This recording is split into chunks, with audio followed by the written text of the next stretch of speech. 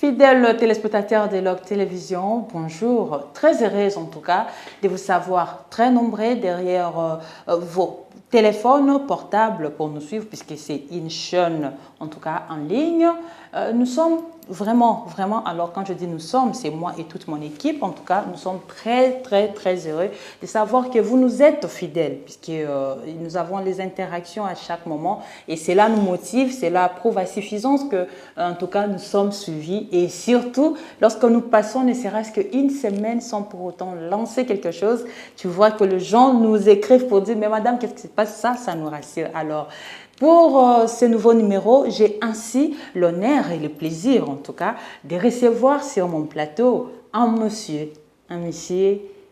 comme, je ne sais pas, un monsieur qui a double casquette, qui a beaucoup même, ce n'est même pas double, mais qui a beaucoup de casquettes. Mais ici, en tout cas, je vais le recevoir comme étant, en tout cas, quelqu'un qui aime et qui donne de la valeur à sa culture, mais aussi un petit détail que vous allez savoir que au-delà de tout, c'est un homme de Dieu. Donc, c'est pour vous dire simplement qu'un homme de Dieu, mais qui a beaucoup de respect pour sa culture. Lui, c'est qui? Non, je vous laisse le découvrir. Voilà, Monsieur Papi Louzebo. Bonjour. Bonjour, la princesse. Comment allez-vous? Je vais bien, par la grâce de Dieu. Voilà.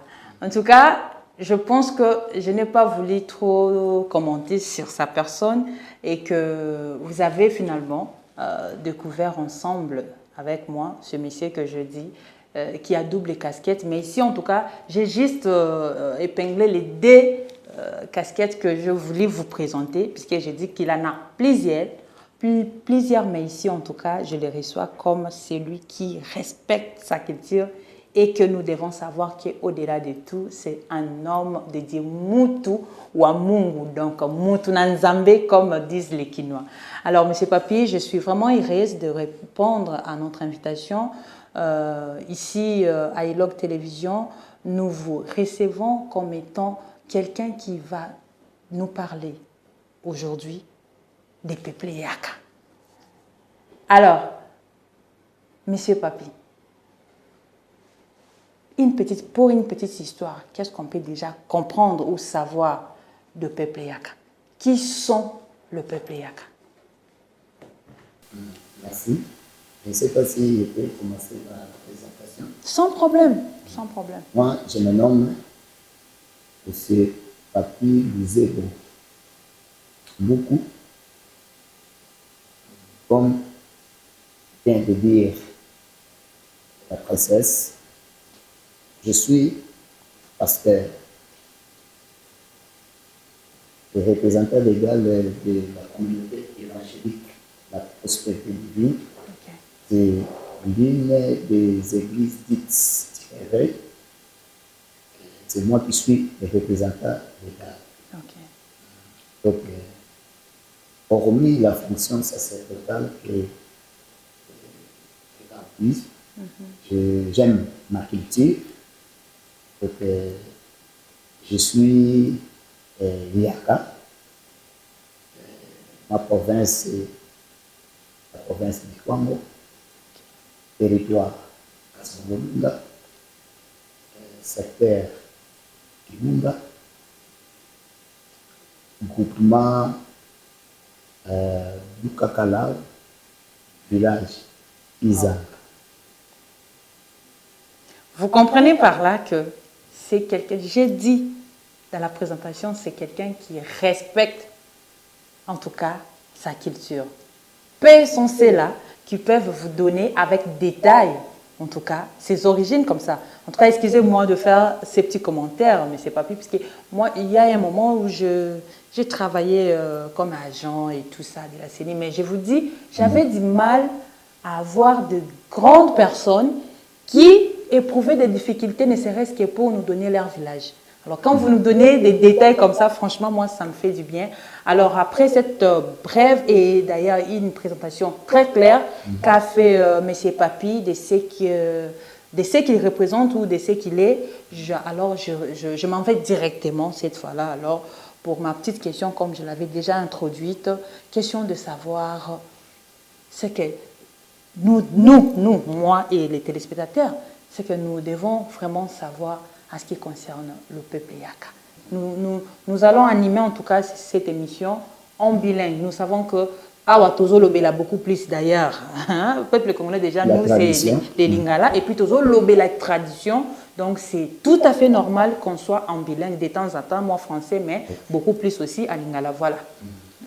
Donc les peuples Yaka, finalement, ce que je sache, le peuple Yaka, c'est un peuple bantou. Ok. Donc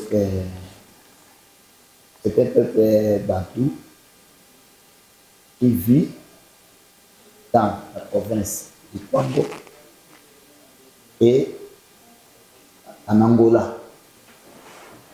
Oh. Donc,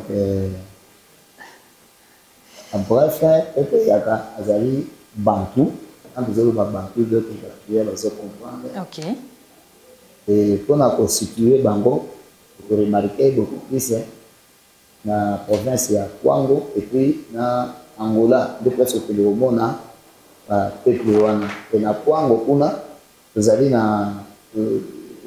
dans, je crois, 3 territoires, si j'ai une bonne mémoire, où il y a presque territoire de Kasongolunda, territoire de Kenge, territoire de Okokabaka. Là, c'est ici, na Kwango. Voilà. Et maintenant, en Angola, ça c'est quand même curieux, hein, puisque et les Yaka que nous parlons ici, nous savons que Bayaka, Baza, et mais déjà quand vous nous citez l'Angola, ça fait un peu, ça trouble. Mais les Yaka qui vivent dans la province de Kwango, ce sont des personnes ou des gens qui sont venus de l'Angola. Ok. Donc l'Angola, c'est la terre d'origine des Yaka.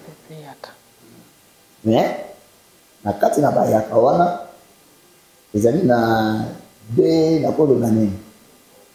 factions ou bien deux groupes. Ils allaient na Bayaka ou bien Lunda. Et ils allaient na Bayaka pour nous na Bayaka.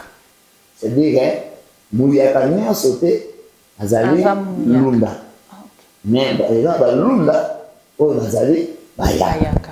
Ok. Et au fur et à mesure des personnes qui ont expliqué l'origine, l'histoire de Ruta. Je ne sais pas si je peux profiter de l'occasion qu'on a gagné des temps. Bien évidemment, la question elle est vraiment ouverte, c'est pour que Yonde ou la Kisabiso. Il y a quand même des gens, selon culture, tradition, la tradition orale. Parce que la princesse de Tozaboé, elle est ça en Afrique. Mon gars était d'abord comme la histoire. Comme quoi, comme l'histoire. L'histoire, il y a beaucoup de fois, il y a beaucoup de ça c'est sûr. Elle est des amis comme lui, il va continuer l'histoire, il va continuer comme il va. Aujourd'hui, à Oulanda, il va coco, tika. On a un autre débat. Les gens va coco, tika, coco, on a mis sur le vendre près. Il y a un autre, il y a un papa qui peut expliquer l'histoire. C'est-à-dire, na kuouta vraiment na origine Bayaka kuuta na oyo babengaka tour de Babel et puis na Éthiopie na Égypte, mais plus précisément na Égypte. Égypte nous avons les années Égypte antique, pas l'Égypte actuelle. Ok. Ok. Donc Bayaka oyo vraiment ya kala kuuta na Égypte. En migration zali koya. Mais on a en Angola, on a déjà comme des gens à 14e, 15e, 16e siècle. Ok. Nous autres, on a en Angola, on a Lunda, on a déjà 15e, 16e siècle. Okay. Mais avant même là, 200, on a déjà parti à Éthiopie. Quand on a Panzanata, parmi les groupes, on a Panzanata, il y a un Bazaraka. Dès que on a Panzanata, on a Bazaraka au Kende. Yakape na chef na bango pe yakati ndeke ko se en Afrique centrale. Mais en bref, Yaka Azali Mulunda. Mais mulunda nyo sauté nde aza muyaka. Ça c'est la phrase que j'avais retenue dès le départ et c'est ce qui me trouble là. Voilà. Mulunda aza muyaka. Muyaka nyo sauté aza mulunda. C'est quoi? Je peux m'expliquer. Voilà. Je peux expliquer ça. C'est-à-dire ça oui. Et ça là moi na moko na compte. OK. Abuda na lunda. Kuna na lunda tata na ye azalaki asaye mutaki na famille empire ya empereur wana empire luba. Ye Chibinda azalaki ba chasseur ni balé bazao ya na zamba balunda. Le temps bazali ko ya na zamba balunda. Babandaki soki ba ye na nzete ya mbila bazui masanga. Mbila ya balunda na meli bazui batikinya. OK, un peu comme Batroc échange quoi. OK. Sikoyo na famille wana ya ko ya empereur wana ya empire lunda. Because azalaki mwana mwasi ko tata na ye katikela ka bokonzi kondomati ye katikela ka mwana na yo wesh bokonzi ko bana mibali bazalaka te bakenda ko zona droit mwa musika ndazo ka pouvoir atikela ka mwana mwasi siko tangu bana mibali baye ezalaki déjà total nde bana mibali basilika ka ne chinyama ye akendaka Zambi mususu akendaka nzela mususu echingudi mwana yakonda mati wana yende akendaka na Angola yende pakotaka na Angola obo mwana ka lunda no lunda sud popiso presque tout tambola na kasete na kombona ya malunda nde chingudi akendaka lunda siko roweshi wana tika na pouvoir la chasser wana baleta mo baye bayaka kozwa asanambila lokola batiaka ba nzete ya makasi ko balangwa ko baya bazwa bango balangwa ka pe bayo zo ba bini bango na cour pa ya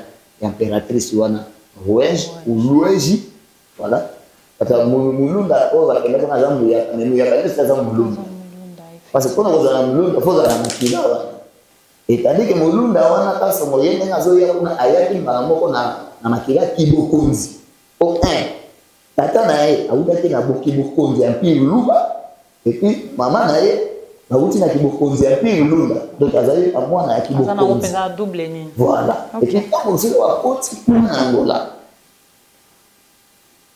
akendaki na kati na Angola kuna ezali na petit royaume ezali na royaume ya ndongo ona koya parce que ngamo tena sana clan wana ya ndongo donc ngana na songolu na deux ans za ndongo makumbi donc nazali na kati ya bokonzi wana ya royauté ya koko na ngai matsa kunzinga yemba bota makuni ya bota hapana ngai wow mais c'est évident que vous avez une histoire bohe la moto ngai na uti na yo wana na makila wana ya ndongo wana siko ndongo wana royaume wana ni zaka le royaume le plus puissant na tikelo yango kende na Google taper ndongo voilà histoire na Angola. De la même manière, nous demandons aussi à nos téléspectateurs derrière pour les appeler et les histoires il faut battre belé, balukaba o baye baraté pour nous sous ozo loba et l'eau qui ne maîtrise pas. Alors les appa source peut d'ailleurs il faut maintenant mutu akota à landa. Voilà. Le royaume c'est le royaume le plus puissant aux États-Unis dans le monde. C'est le royaume ndongo, ba matamba, ba mbundu, zombo. Bango wana nde tango alonga yo mona menace ya ba mindele tango azali koya nde bango nde bidaya ko trouver au bengi royaume Congo c'est-à-dire ba c'est consolider ba za ini pour faire face na ba blanc na ba occidentaux mais parmi les petits royaumes wana basanga les plus puissants azali ndongo wana pa mokonzi wana abota ka mona ne ko ya mwasi mona na mwasi ko mona yemba nzinga je kwa bandi nzinga Zombangu nzinga wana neye kasongo tango akotaka una ne akendaki ko bana na tango ke kolanda noko na ye akendaki kolanda je crois que nazo perdre idée te na za bongo kolanda ye siko kasongo yenda ke ko na princesse wana neti yo za princesse na prince OK parce que ça qui tient biso ba africain aka siko ne zobe bisa oui piace na amo na madete normalement yo c'est la princesse pour la princesse oui ça c'est connu hein bon les temps est révolu et là comme au désacraliser Baligné comme un bébé. Ok. C'est quoi, Kassongo? Non, non, il va comprendre de toute façon. Donc, c'est ça. C'est le prince. Il est capable d'être la princesse. Il est capable d'être reine, Mokondi. Mais, Utana. C'est-à-dire que Bana, Babotaki, Bana. Moi, je dis que Bana, Babotaki. Bana, Babotaki, na Kibokondi toujours. Yango moni bayaka, babenga biso, bayaka punza, bayaka punza, mbele. C'est-à-dire que Botama, biso bayaka Botama na Kibokondi, tozaka na Kibokondi. Ce n'est pas de l'orgueil, ça, mais c'est pas vrai. Non, c'est orgueil. Même quand on a ça, je ne suis pas n'importe qui. Je suis je suis détentateur. Aspirant ou bien d'autres choses. Maintenant, on a déjà si quand vous parlez de noms, apparemment chez vous, Nineza Matriaka. Patriarcat. Mais nous sommes pour pouvoir et pas ah oui, ça c'est bien. C'est vous voyez les cas sont abotaki banawana na reine wana. Parmi banawana babota maki na mute basabu. J'espère que c'est pas Mouteboto là dans le dessin animé. Non, il y a chèque. Ah voilà, non non, c'était juste pour rire, pour détendre un peu monsieur papi. Mouteba. Entre-temps, la famille wana ya reine wana mbandinzinga. Neye mutu analonga yuko kota mwana moko babengi Ngola. O kapapesi kombo ya Angola Emera. OK. Tanga boti mwana wana Ngola na Ngola wana yenda yuko bilisandini oyo kaka vitamini nini lukeni. Alona ba vitamini nini lukeni parce na ba kombo ezaka na plambisa. Ezakantsa kupandu nzinga ndena vitamini nini lukeni ande ba yuko bilisa ntsa kupandu nzinga. OK. Tokota kuna te parce que les gens ont plus que la kombo. Donc moi na biso ba yaka oui, oui, oui, bakoko na biso bana oyo yeso zomona na Afrique bakoko na biso babota ki bango na ba basi nene na ba mani ko biso nde ba yaka pour l'Afrique biso nde ba yaka to yana ka muyaka eza pe non pourquoi pas ça biso ko ba yaka déjà comme oui déjà aux autres qui sur nous alors c'est quoi votre vrai nom alors désolé ya biso c'est quoi de ça à la caserne biso ya lunda. Normalement, il y a des gens qui ont lunda. Donc, comme il y a Mouyaka, ils allaient du Tumbamoko et du Maka. À Congo de Totila, Angola. Ce qu'on a mis sur la Yago, c'est que le Cola Bisso, on a mis sur la Yago, déjà la Mayenne, la Possana Mindouk, la Caribe, la flèche, les places de limité, en tout cas, Bisso n'a pas force spirituelle. Bakoko na biso ndete lomba ka to ganyaka ba kumbawa siko bakoko ba bela la flèche na kana biso alors ba flèche wana bakoko na biso na ba soda na bango ba meko yamba yango yaka venir muto aza ko attraper l'eau.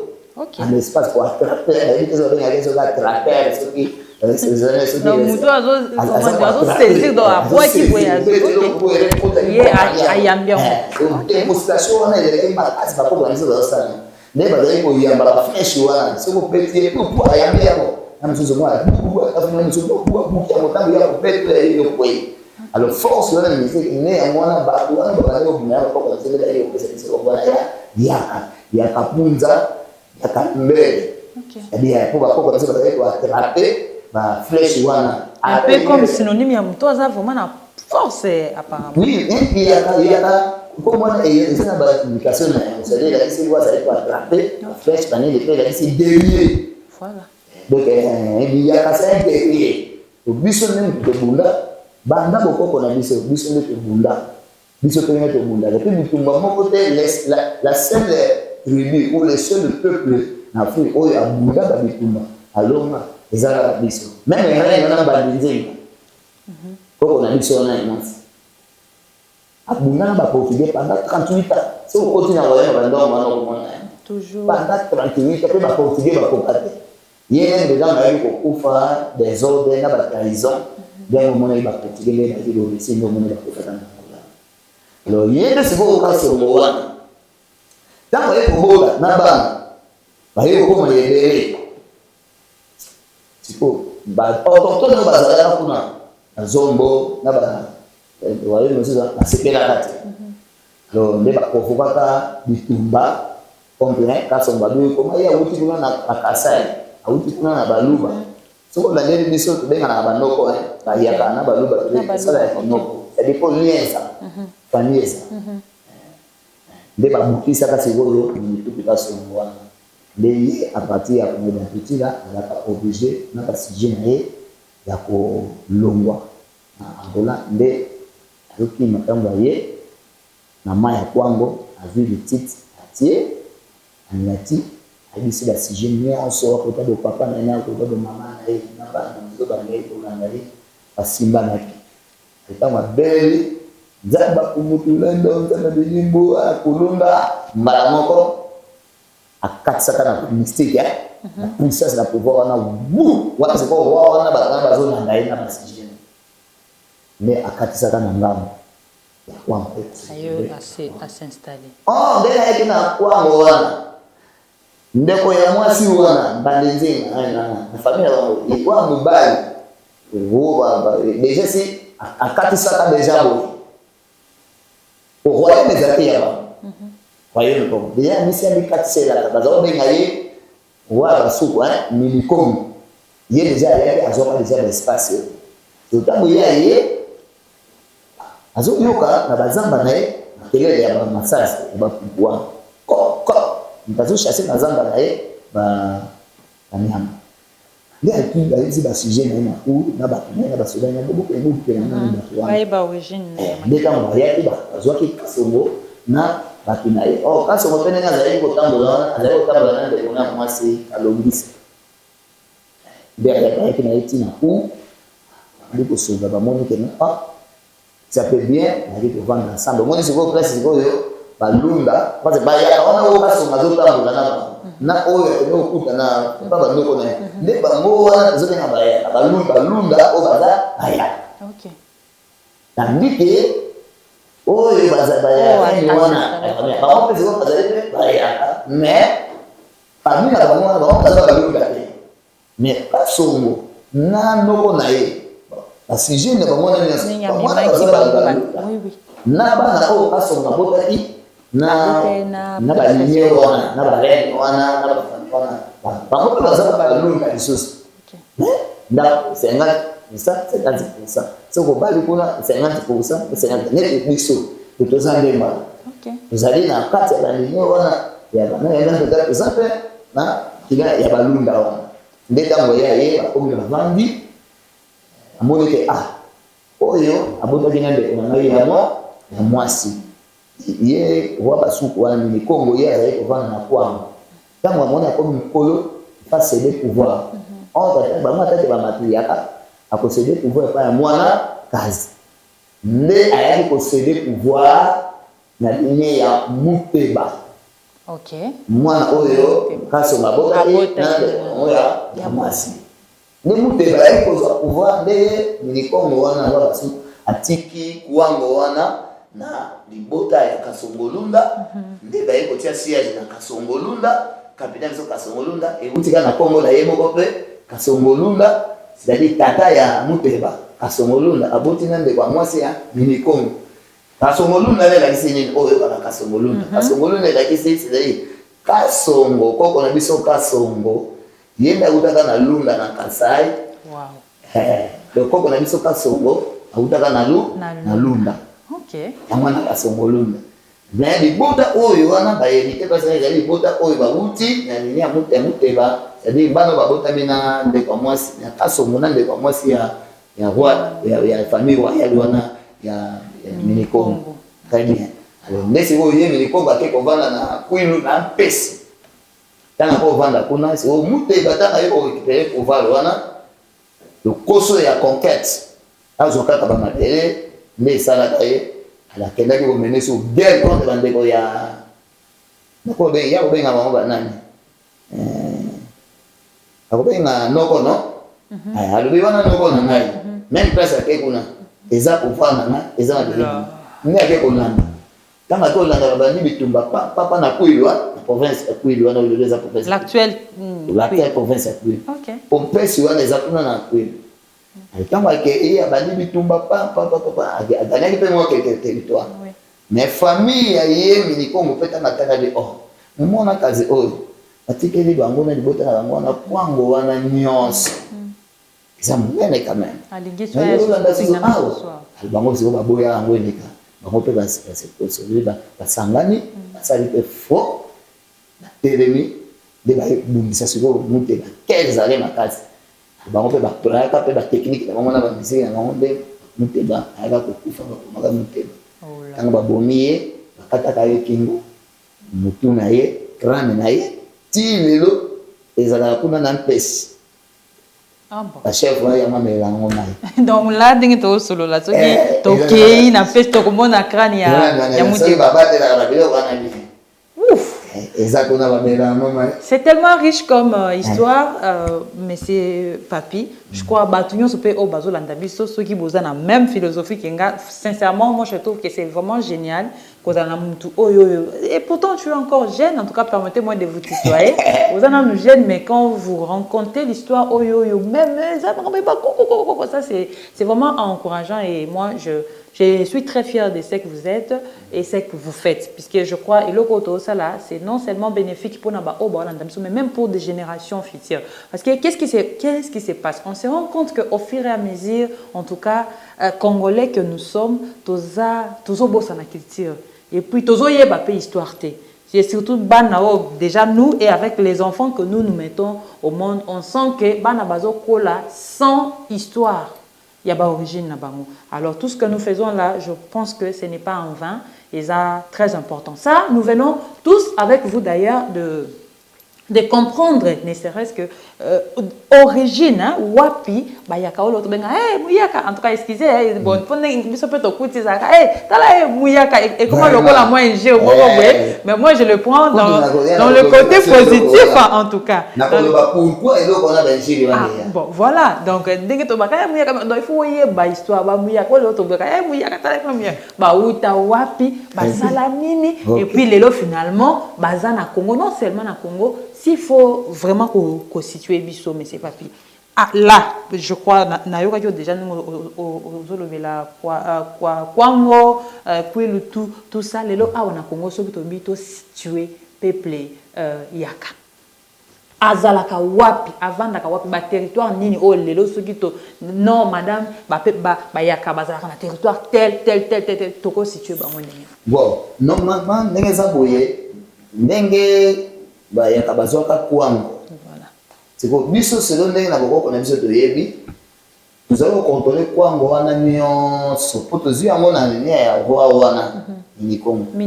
Kozwi kwango wana nyonso oye Kinshasa okei Congo central Kimvula ti frontière ezali côté pont ya mai ikisi. OK. Na kala alors ezalaki bimande mando moi Kimvula wana nyonso na Congo central na mai ki central nyonso na Kinshasa o nyonso o lelo bolimbisa bato bazokoloba Kinshasa eza mais on va arriver. Rassurez-vous que j'ai une question d'ailleurs pour vous.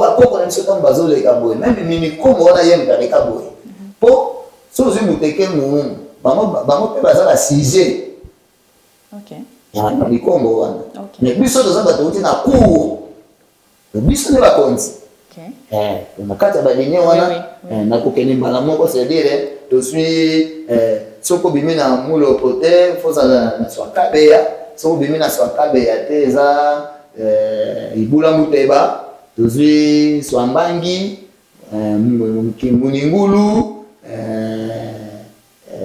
abangu pe intervenir kozi munene soit munene soit lukeni oui et ça baligné o intervenir quoi que lelo fi ba makambo ebele o eleka ba régulier et tika la moi ba signé mais presque la descendant ba kia ba na kiamvu parce que bele azali ko ba kiamvu donc kiamvu yenda bi magana balumba yenda za mukonzia ya bayaka tant ko na biso bazo ko teka ba esclave na Congo central côté ya banana soki ya bomba tant ba leka ta boye ba kutaka awa na Kinshasa libota moko ataka mundibu nsansala moni jamana soko yebisa OK même bato ebele bazobeta tolo bayebi tradition ayebi makambo oyo bakoko na biso eza nsansala azala mundibu OK azobela muteke te azobela mundu te mais mundibu soki déjà le bon c'est qu'il faut comprendre que ba vrai nani landa bandibu landa ntango ayako kokuta famille wana wa atuni bino bokomi awa ndenge nini batikaka nanu bango wana ntango bakei bateki ba esclave na retour bazalaka na ndeko ya mwasi moko ndeko wana azalaki na mwana ya mwasi moko nde bakoko na biso wana bazwaka mwana wana ya mwasi mpo bayebaki ke bango baza matriaka linie evandaka epai ya mwana mwasi nde bazwaka ndeko ya mwasi wana kendaka na ye alors oyo mibali mobali atongaka famille te mobali atongaka nde eza famille ya bango esilaka esukaka wana donc nde ndeko ya mwasi ye nde akendaka kosala famille kuna na bandu place omemaka ye na bakwango eza na esika oyo bakoko na biso batiaka ye balisi ye na abota bana nde yango omoni to revandikaka bamakambo ebele alors baseke vrai bateke bazala kouta na ngambo ya braza bakouta na ngambo ya braza kabon bazalaka nde koya peshe ntango baye lokwa mwatanyanvu po ezali madela mwatanyanvu lokwa nazali mabele ebele batali mpe babalani babotani bana mibali oyo totikaka oyo lomemaka bamwa mwasi babalani na bana oyo ya bateke wana bango bateke mabele eza monene nde omoni mwatanyanvu asedaka oyo ba plateau de bateke. Ça, on va arriver, c'est une parenthèse déjà, sauf en tout cas, rassurez-vous, comme je le disais, que si cette émission T5 qui est 2-3 nini sur Maramuna bino poto yebi yango, ce n'est un secret pour personne, hein, ba yakana banteke, mais awawa, s'il faut revenir à la question. Bon yaka et non comment tu koloba. Le comment yakana tient eza jalousie. OK. Eza jalousie.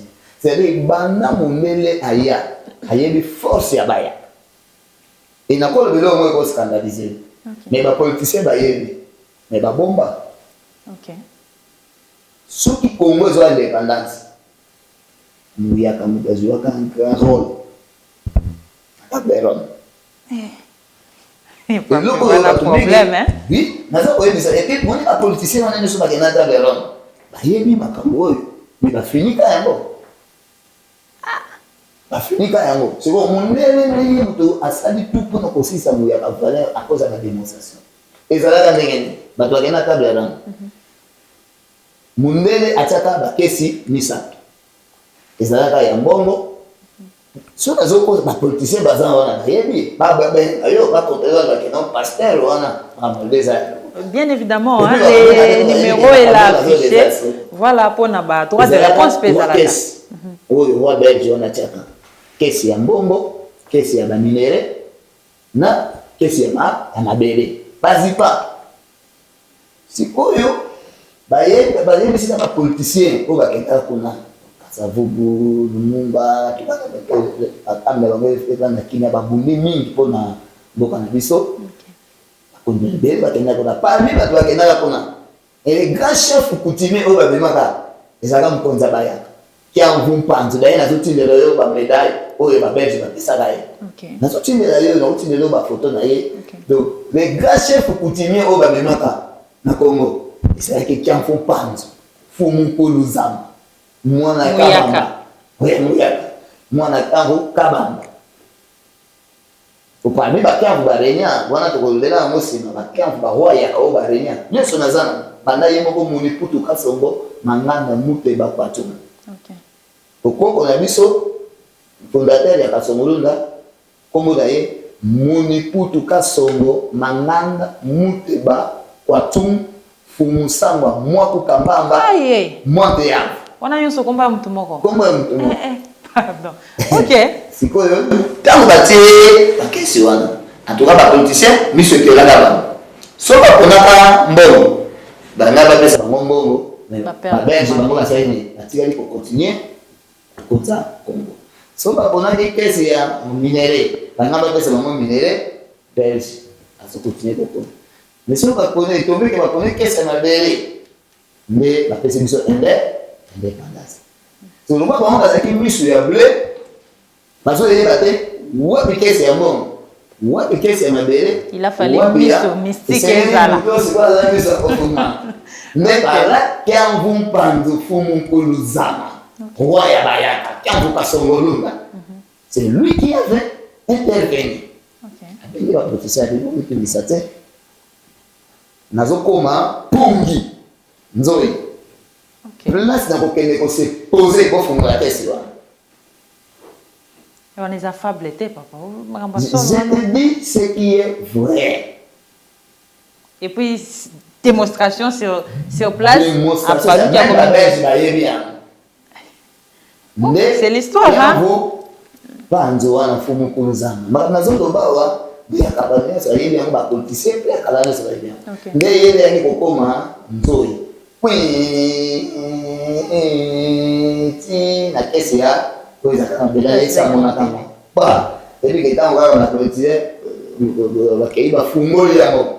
Roi belge a toqué sur place.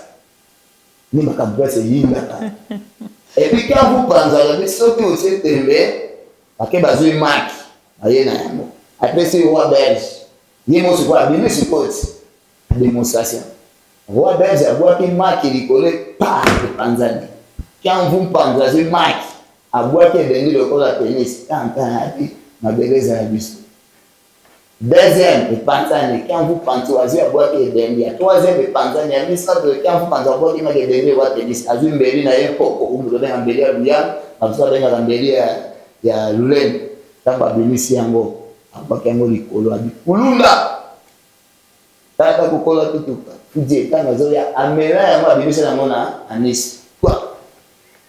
Alors, la démonstration est de la minère, et ça va dire que c'est un biseau, non, mais ça va finir, on a tout fait. Mais quand on a, il va se donner pour moi.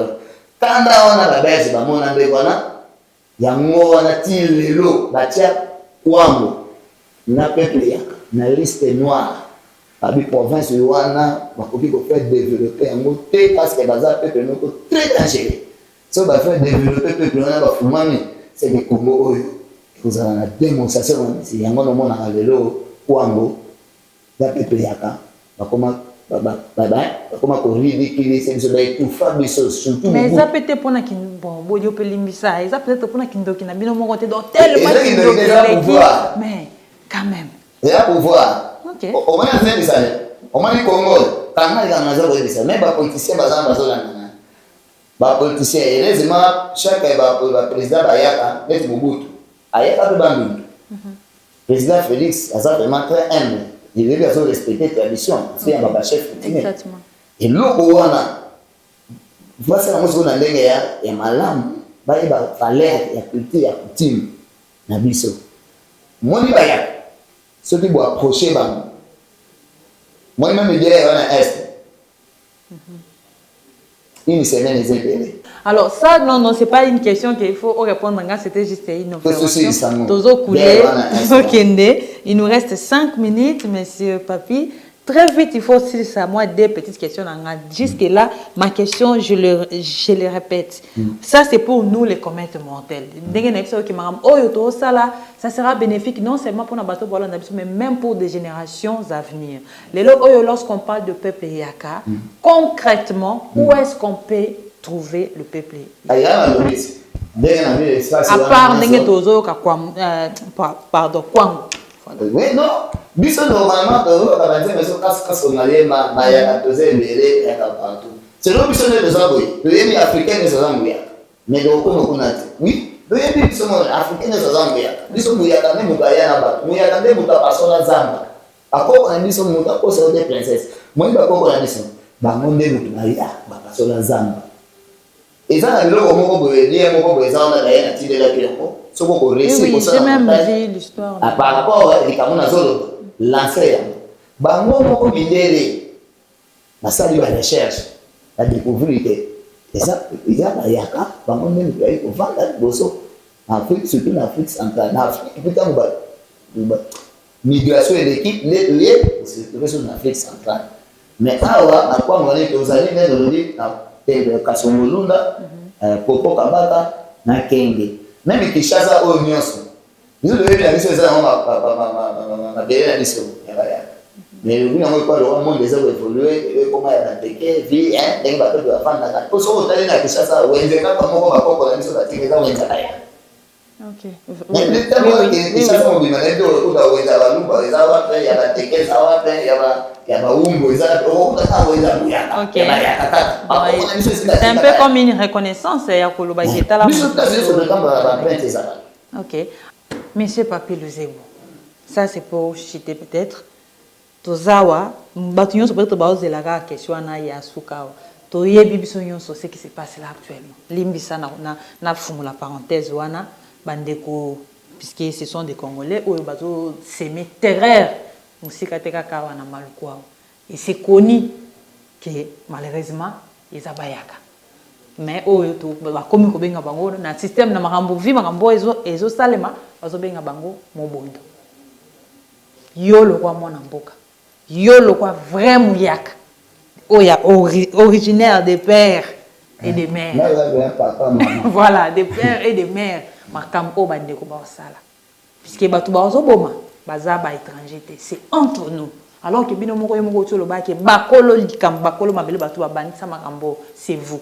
Oui, c'est de votre droit peut-être de réclamer certaines choses, mais à ce point-là, de tuer ko boma, boma banani, est-ce que c'est quoi votre lecture et qu'est-ce que vous pouvez faire? Puisque ce qui est vrai, nous sommes déplorés, la mort ou les a kotanga makuna.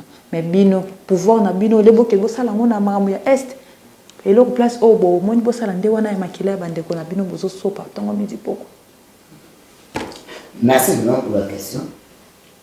La question est très sensible. Et puis aux âmes maye lingi une question en dans la ligne na yo na bato bazola na biso na ba konza mboka bali na ngai très bien princesse mon dossier oyo bazo bilibele yango bato dossier ozo ka mobondo bazo bilibele yango bato bazo bilibele yango même ba konza mboka parce quelques minutes quand on a et puis même ceux qui président de la République azo na la service na spécial dans la sécurité vraiment na yebi que pour pas un souci à minitunia à sali nyonso atindi bato atindi ka manga de la ngo de près makambo wana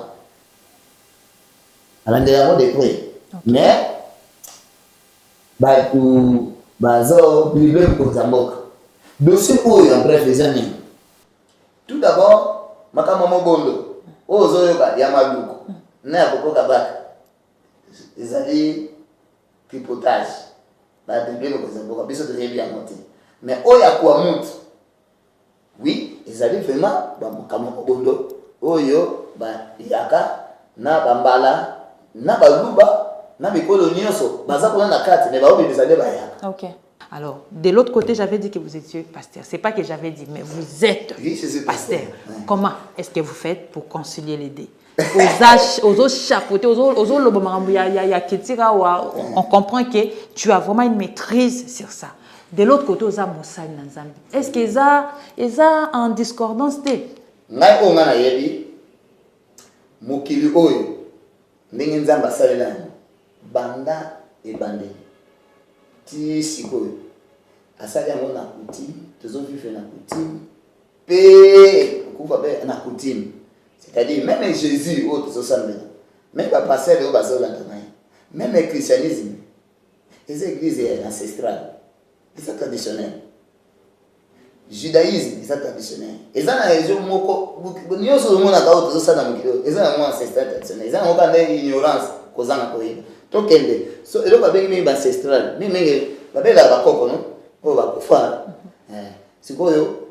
Jésus-Christ, c'est identité na ezala na Jésus te ezala na Jésus-Christ te identité na bozonga na oshile mbamo na ekso ndenge nini na sala take passer Jésus identité ya mukonzi nzambe tozambela ezala na Jésus te ezala na Jésus-Christ te même ba passer bazola na baselo ezala na Jésus-Christ de Nazareth. Il faut tanga kombo mboka Yesu akotana soko tanya ngote miracle ko salima te oh ti ndenge bazo identifier na mboka na ye vraie spiritualité e bandaka na origine na yo. Moi ndenge ozana mais na kamwa na carte d'électeur ya ba pasteur et de baso na nana. Batia village de Nazareth. Batia Lola. Non. Batia ne province d'origine. Secteur na. Kombo o tozali komena. Et ça va kombo ba koko na bisa. De tobota mais la coutume, de faire la coutume, de recouvrir la coutume. Coutume, il n'y a rien de sorcellerie, de rikuna. Et ça encore un monde de vie, de la société, mon gros docteur, système, mon gros batambo, la grande baffa. Mais tu dis soit la maman, elle se balade dans ma puta, mais nous devons balade dans ma puta. C'est la coutume. Bango mon gros bazo de la coutume, mais au moins à cause d'un mariage coutumier. Des confusion. Donc là, c'est quoi dans ça? Oui, vous en avez raison. Un pasteur. N'a pas la même chose à Benina. Abi yo na ki pasteur, na ki chef. Mais pour ponini. OK. Na bise na ponini pasteur. Abi yebi ke pouvoir les a yo. Ndenge na zo kenda comme kolo, yo mutu ofozo pouvoir. Même pour na clan ba yebi yango. OK. Leki na yeko da uda na ya boye kuna koloba kuto na eloko wana ta mama na mama kufaki. Na bise na ko sangisa te. Mais je connais très bien ma tradition. Et je la maîtrise très bien. Nayebi. Ngana yebi ba koko na même bana 1007 même akala. Nako bandotanga bango na tanga bango. OK. Alors nako mbela j'étais ndela kenda na ipen na kutana na mwana kasitanga mwana ebisa ye. Na moi je suis pasteur. Naza ka hypocrite. Nako sangisa te. Moi je connais beaucoup de pasteurs ici na Congo. Aza passé mais aza babilo ba na ba chef. Jalobi, mais c'est pas bien lobby à 5 sakate. Sincèrement, monsieur Luzebo, c'est vraiment un grand plaisir. On va se séparer sans le vouloir. Nous comprenons que yomo yebi marambongo ezalaka kangonga pour ceux qui veulent lobito benda moulaï, ça va être compliqué. C'est que je vous demanderai avec tout le respect, c'est que Ozala disponible pour Nabiso, puisque nous comprenons que Oza en quelque sorte comme une bibliothèque, autre Oza a besoin de puiser à chaque moment. Alors surtout pour voilà. Donc avec votre permission, on aura besoin de vous pour d'autres ou des émissions prochaines. Zala juste disponible puisque on va donner de la matière à nos téléspectateurs. Prochainement, peut-être, je ne sais pas comment ça se passe chez vous, peut-être pour le mariage et tout. Il y a un culture. Et donc, c'est vraiment, moi, personnellement, je te remercie pour nous répondre à l'invitation à Bisso. Malheureusement, nous sommes obligés de arrêter dans nos parce que les temps, comme on dit, les temps. Alors à vous, nos téléspectateurs et nos chers abonnés, nous vous disons infiniment merci. Je sais que Auto Sali Lelo peut-être Ezali en premier, comme vient de dire M. Papi, Ezali Aliboso pour le dire à Lingala. Mais nous aurons comme ça, en tout cas, d'autres numéros pour vous. Tout ça, puisque on a ceux qui on doit être franche que on nous a demandé que nous découvrons auto salawana et zappé makamboya il faut tout lukato ye bana mboko na biso et c'est comme ça qu'on a opté que désormais to bana kolobela vraiment makambo et comme tu as répondu à notre invitation en tout cas je crois na bino pe bato obo réclamaki vous êtes satisfait et que nous allons encore vous satisfaire davantage. Un dernier mot monsieur Pipo za la teke naza égoïste. Merci na mokonza mboka le président Félix Nzamba Sungaye akutana ndena bato ya bien solution mboka na biso na ntikoloba ezana ngolo ko kwa buke abato azo yamba bazo pesa pe idée mais ça peut na bato ba ero da l'homme pour musuna akutana ba matendo ko pesa pe ba idée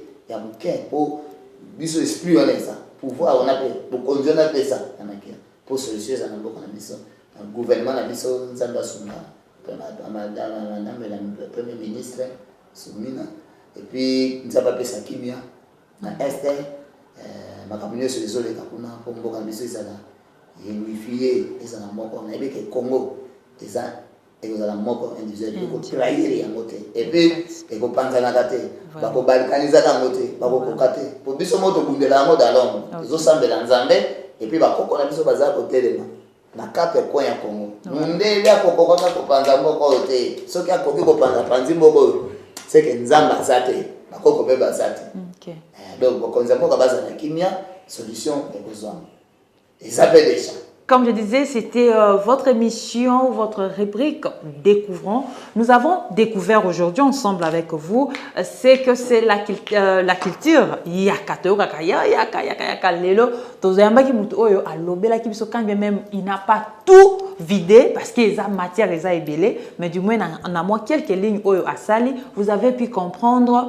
O wapi sika wapi bayaka bauta wapi bazali nini basalaka et puis baza banani, voilà un peu. Alors moi je vous dis au revoir en tout cas et je dis comme ça merci puisque lui je ne peux pas finir mon émission sans lui remercier. Lui c'est Chikma Jires Bola, merci à toi, merci à nos téléspectateurs ainsi qu'à nos abonnés. Ne zappez pas, bon s'abonner s'il vous plaît puisque certainement je vous rassure qu'il y a beaucoup d'autres bonnes choses au Ezoya et que beaucoup s'épellent davantage. Alors, je vous dis au revoir et à la prochaine.